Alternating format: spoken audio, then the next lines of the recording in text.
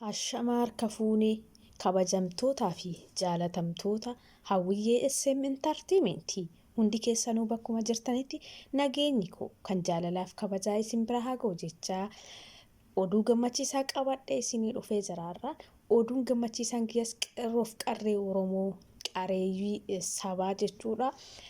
Guyyaa darbee dura gaafan galmeen obbo Jawaar Mahammadii fi akkasuma kan qabsaa'ota hayyoota keenya isaan jalatti argaman hunda isaaniitu dhaddacha irratti guyyaa san dhiyaatan.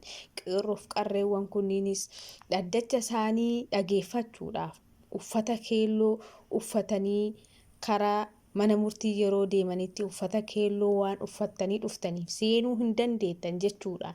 Akka waan yakka dalaganiititti humna poolisiitiin butamanii mana hidhaa titti darbamanii kan turan guyyaa sadiif mana hidhaa kan turan qeerroleen kunniin masaraa dhaabaa kennaa akkasuma yeroon tolosaa wabii burqaafaa ijoolleen kunniin jajjabeedha.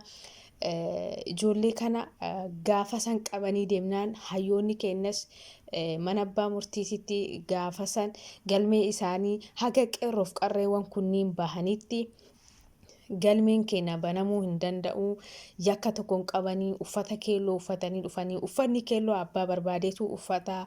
Uffanni kun yakkoo hin dalanne uffata kana waan uffatanii dhufan qofaaf akkamittiin qeerroo kanniin maatii keenya muluu galmee kanarratti akka dhiyaanneef nu jalaa qabdan jechuudhaan gaafa san galmee sun akka hin banamne dhoorguun akkasuma ergan gara mana sirreessaatitti deebi'anis hangan qeerroo sunniin mana hidhaatii baanitti nuti nyaata nyaannu jechuudhaan guyyaa sadii lagatanii kan jiran yoo ta'u, akkasuma ilmaan oromoo hundi keessanuu kanneen isaanii gurra ta'aa turtanis hedduu galatoomaa. Hayyoonni keenyas galatoomaa. Hayyoota keenyallee isinis rabbiin akkuma isaan baase kanatti isin baasee rabbiin waa gammachiisu.